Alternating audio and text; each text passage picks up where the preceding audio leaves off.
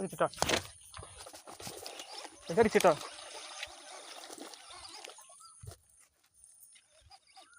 ബ്രാവോടെ baby മോട്ടറാണ് നീട്ടിയുള്ളത്.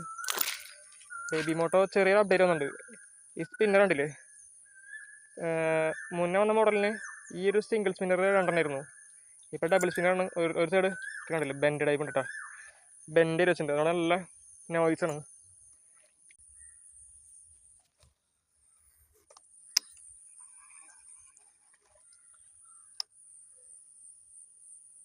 ഇഷ്ടമായിക്കട്ടാ.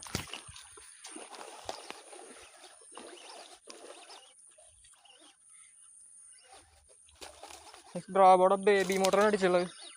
രണ്ടാമത്തെ മീൻ കയറി വാടാൻ കണ്ട്.